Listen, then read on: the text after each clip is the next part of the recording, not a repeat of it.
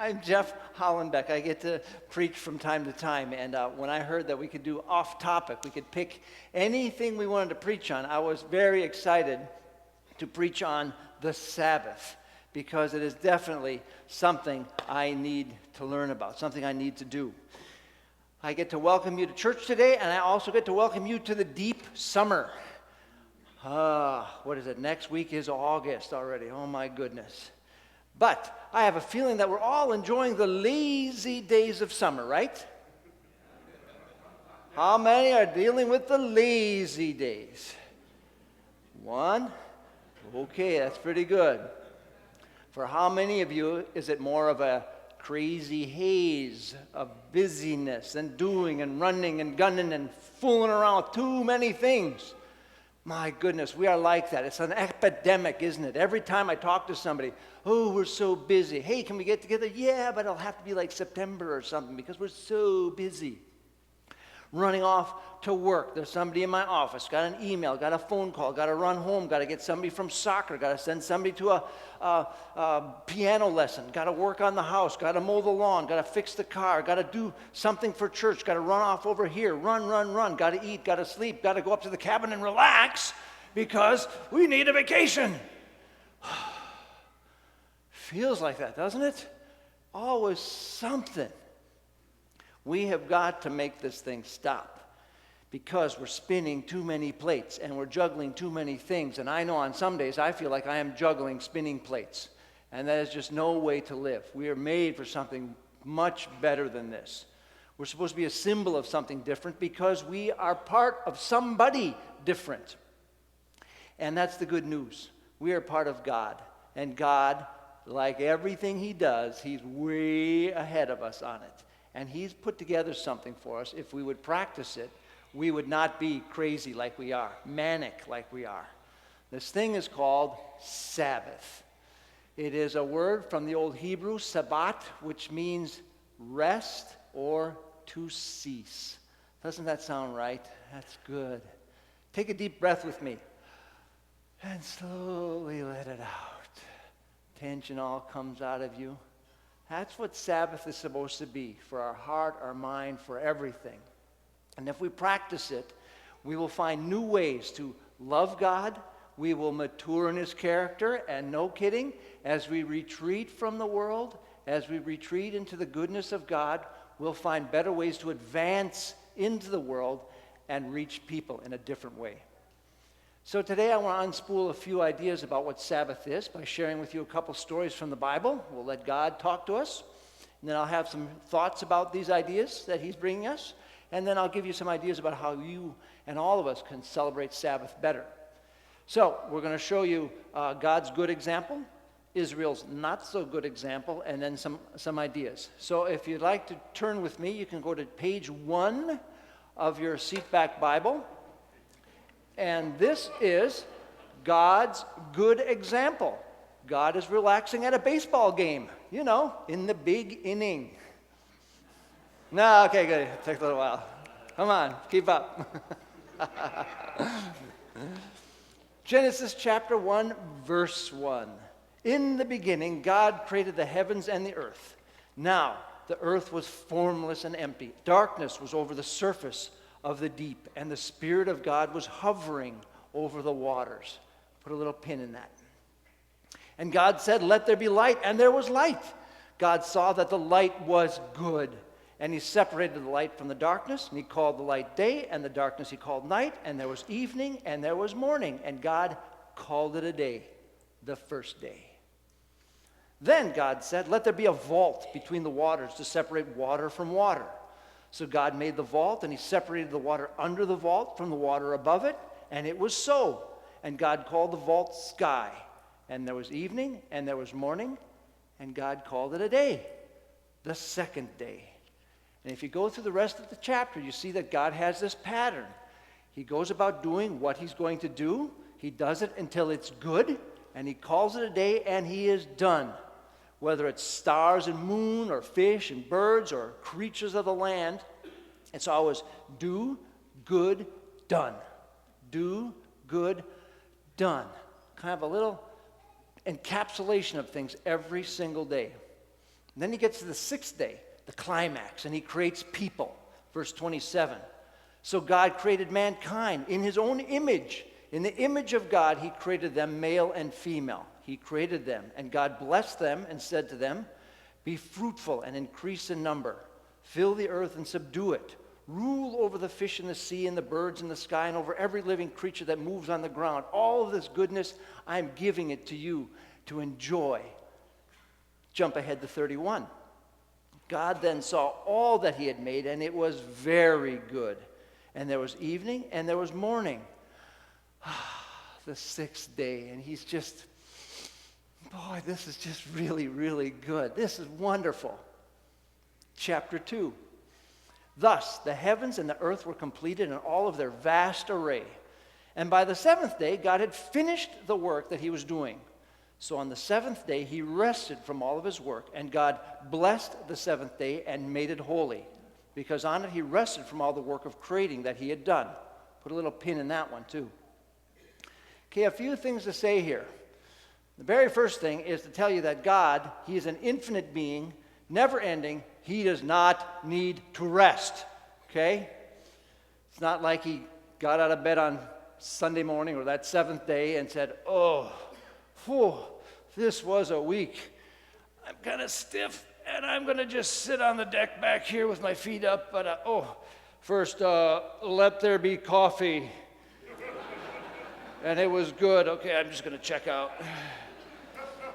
You know, he doesn't do that at all. In fact, I think God is very actively excited about celebrating this day. I think he's out there just, look at these plants, look at these creatures. Hey, Adam and Eve, isn't this cool? Hey, you know, I had a little trouble with this camel thing. 1 hump, 2 hump. But you know what I did? I made one of each. Pretty cool, huh? Look at this, you know, just enjoying it, actively celebrating what had been done. And he invites us to do that. And that's what I want you to know about putting a pin in that thing. He was part of making that day special. It was different from all the other days of working. But he did do some things that organized his work. And I want you to see that, because as people have been created in God's image, we can do things like him. We can plan, we can scheme, we can imagine how things might be. So the first thing I want you to see is that, number one, God planned his work, and then he worked his plan. You get a sense that on that first day, he's hovering over the deep. It's a formless, uncreated calendar. And he's saying, okay, what am I going to do here? I want to make sure I get this all right. Things are going to build on each other. I don't want to paint myself into a corner. I'm going to create people, and I got to put them somewhere, so I should probably make land first, and they're going to need to see things, so I should turn on the lights first. So we'll do it like that: light, land, people. And he's brooding, anticipating. I can see almost his limitless imagination just getting excited about what this week is going to be. He takes that big, deep breath before he plunges, and boy, does he go in. And he starts creating. But when he creates, this is the second thing I'd like you to see, is he limits himself. The limitless God limits himself to what he's planning on doing. You don't see him fretting around, chasing things down, saying, oh, you know that light, I made that light and it was good, pretty good, I guess. Oh, I should have made like spotlights or floodlights or lava lights. Oh man, that would have been cool. He doesn't fret around. He says, I'm going to make light, and I make light, and it's good. I'm done. I'm satisfied. Enough is enough. How many of us could learn from that?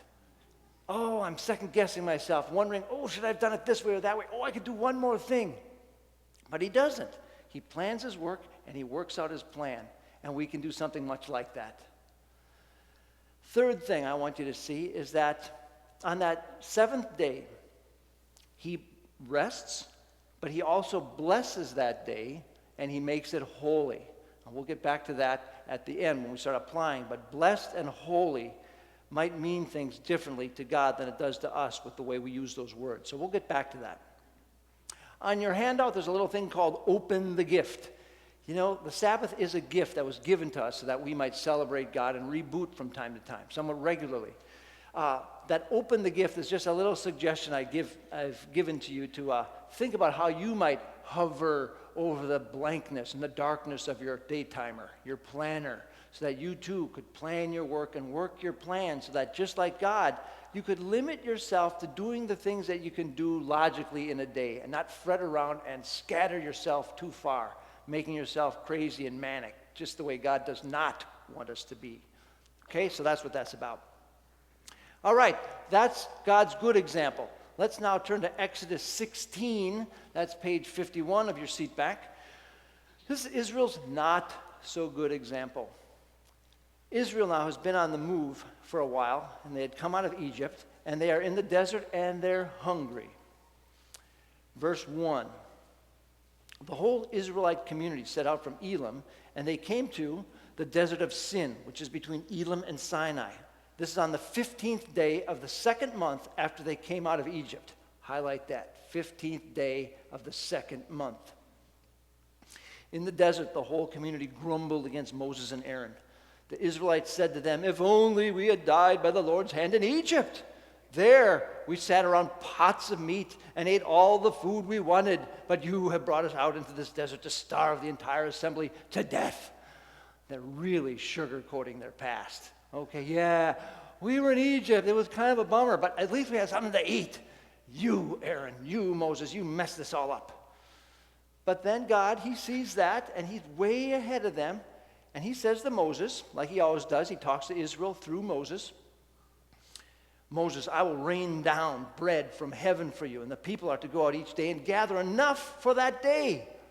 In this way, as they collect for that one day, I will test them and see whether they will follow my instructions. And on the sixth day, they are to prepare all that they bring in, and that is to be twice as much as on those other days." So Moses and Aaron say to all the Israelites, "In the evening, you will know that the Lord has brought you out of Egypt. And in the morning, you will see the glory of the Lord because he has heard your grumbling against him. You will know that the Lord has given you these things when you eat meat in the evening, and all the bread you want is in the morning, because he has heard your grumbling." This is the story of how Israelites get manna. Manna sounds like the Hebrew words for "what is it?" So for the next 40 years, they're eating "what is it?" You all remember high school cafeteria food, right? You also eaten "what is it?" The Bible says it's white like coriander seed, and it tastes like wafers made with honey. It kind of distills in the dew of the morning, and when it's all dried up, it's like flakes of frost that they can get it and knead and they can eat. And they were told, take all that you need for each day. Everyone's to collect about an omer of it. That's about 3 pounds of it every day. They're to get only that what they need for that one day, about these 3 pounds, this one omer. And Moses says to them, verse 19, "No one is to keep any of it until the morning." However, some paid no attention to Moses, and they kept part of it until morning. But when they woke up, it was full of maggots, and it smelled. So Moses got very, very angry with them. You see, God doesn't let them stockpile this stuff. He says enough is enough for each day. You have what you need because I'm going to provide for you. I want you to get used to my provision. You will be tested in this because as I test you, you'll be testing me, and you'll be seeing that I have what it takes to take care of you. Your stockpile is going to be insufficient for all the days ahead. Your work is not going to stand up to the really big work that we all have to do together. So I want you to get used to this so that you will know that I am strong, and together we can thrive and live and do the important work that we have ahead of us. But nevertheless, on that seventh day, people went out. This is verse 27. They went out to gather, but they found none, just like God said they would.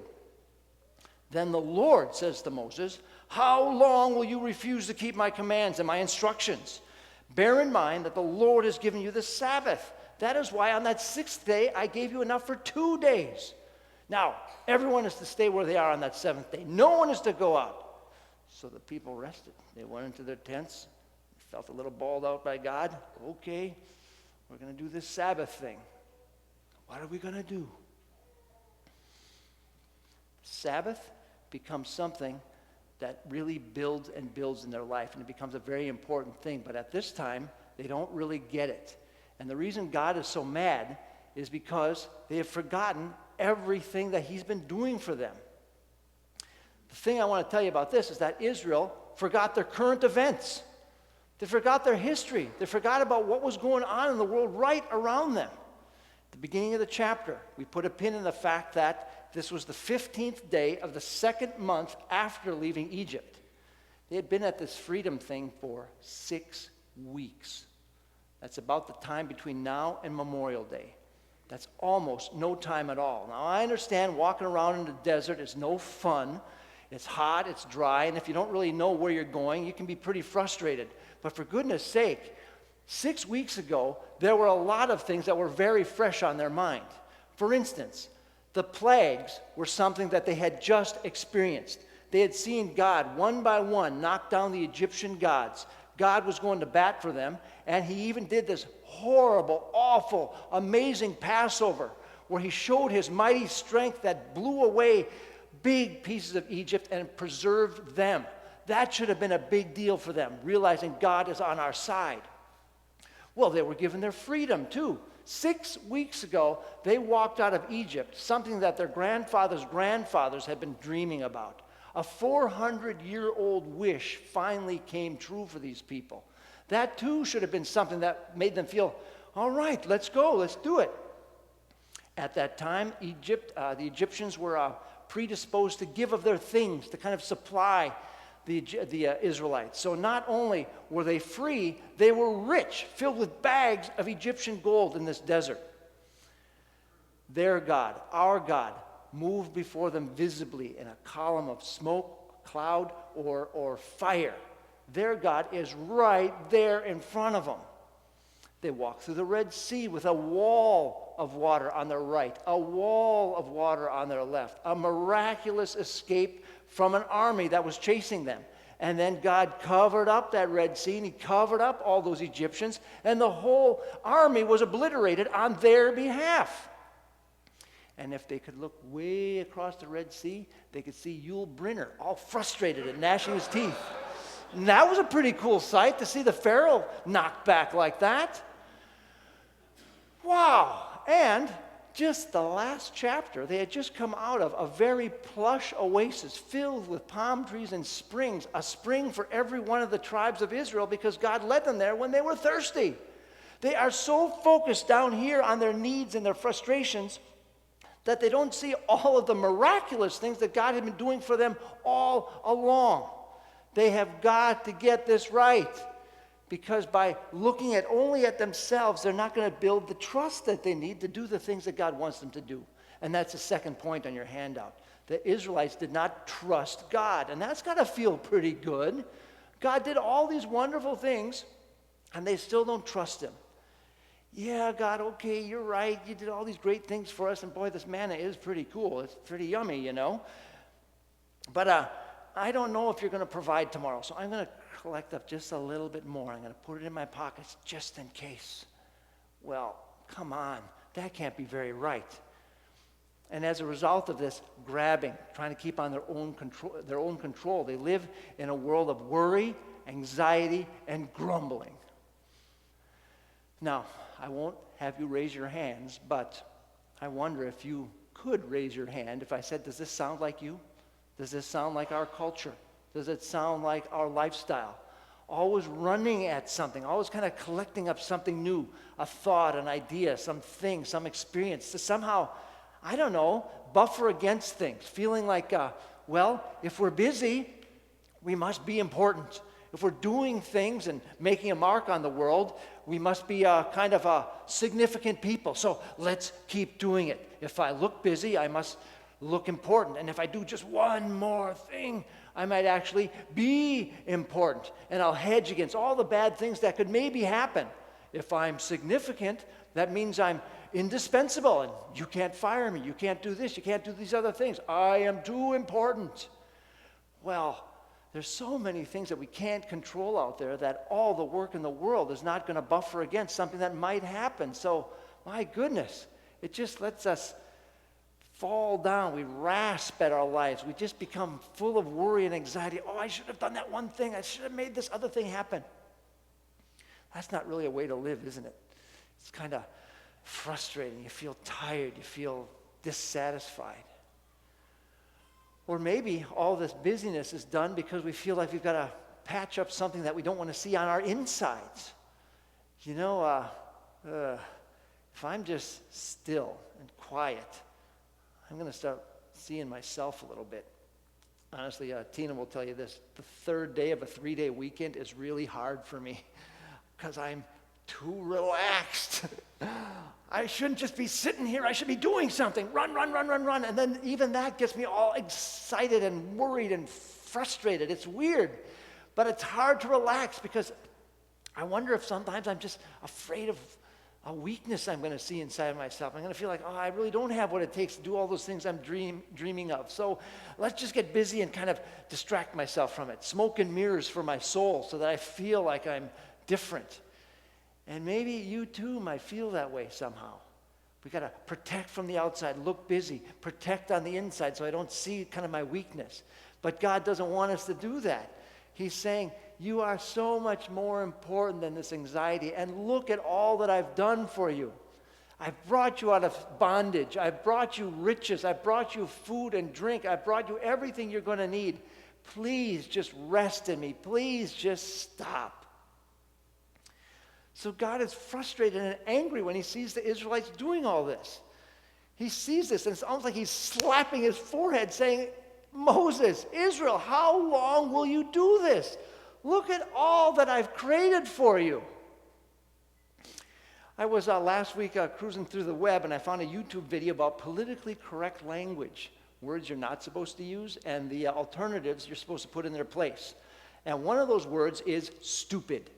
You don't call somebody stupid because it sounds harsh. It's demotivational. It cuts. It hurts. And I get that. So instead, a stupid person is actually somebody who is minimally exceptional.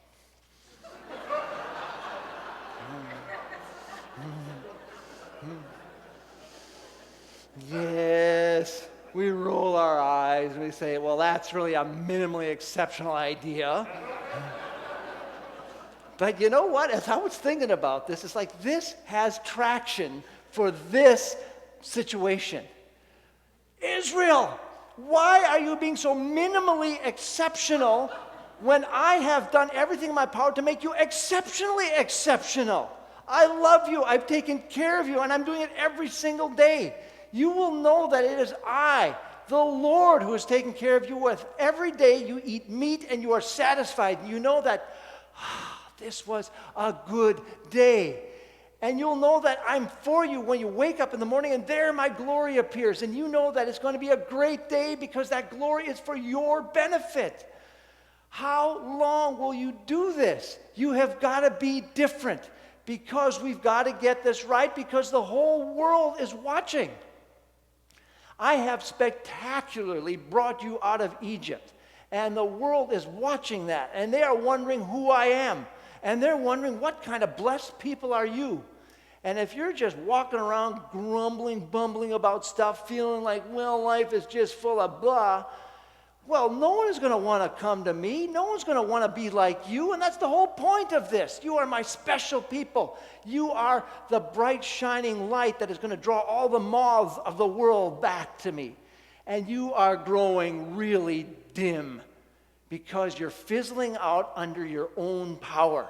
Plug into me and become brighter. You've got to do this. Stop being so minimally exceptional.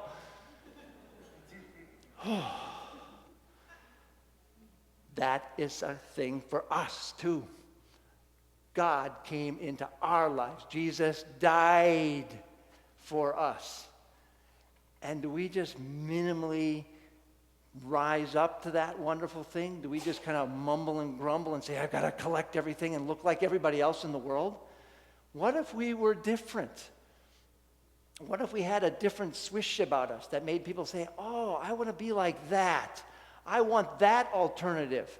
I want to follow that thing that keeps those people bright. I want to follow that God. Well, that's what we can do here now. We can talk about ways to celebrate the Sabbath. And I hope that you'll get some good ideas from this. You too, though, are created in the image of God. So you can recreate your lives by plugging into his ideas. And some things that we can use here to think about what we can do goes back to that verse in Genesis where God said, I will rest, and I have made this day blessed, and I have made it holy. Now, back in the day, when you would bless something, it was more than just tossing out a nice word, like, achoo, bless you. It was more than just these words that were floating out there. There was something special about a blessing. It was a time where they laid hands on you and fortified you. They blessed you. They charged you. They gave you this special authority that says you are now given this power to do something special. So when God blessed the Sabbath, he fortified it like he was putting Miracle Grow into the garden and say, I want you to root into this day and take on this special power so that you could be better for the rest of the week.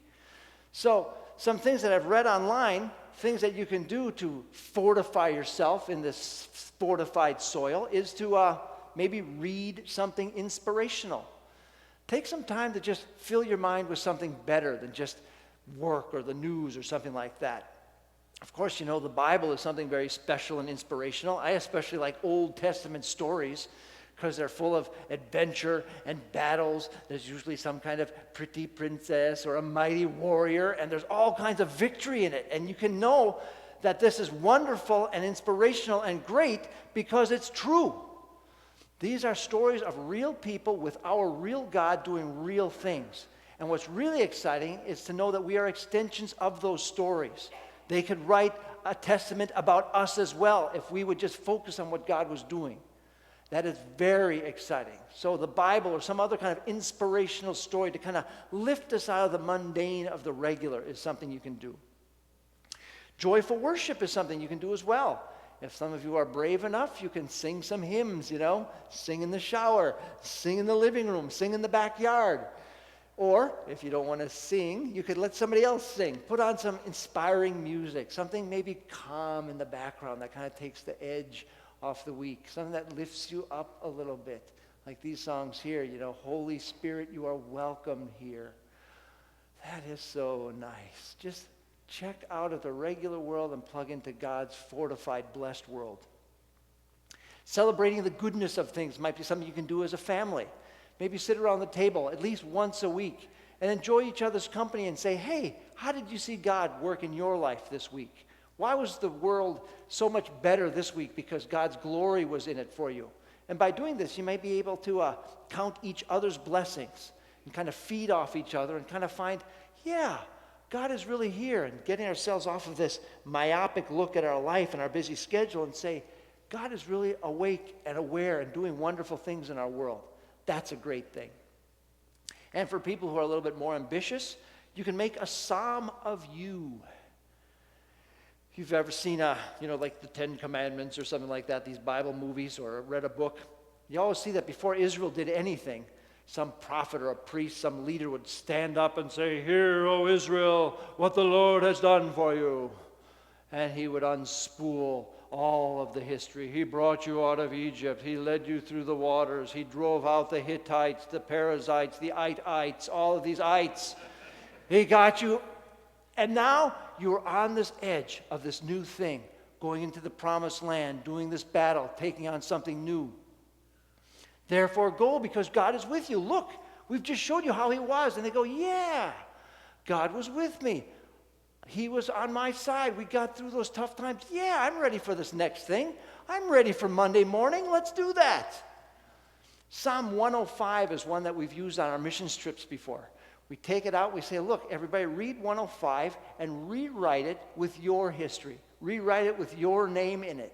And some people have been very pleasantly surprised to see that, yeah, God has been in my life too.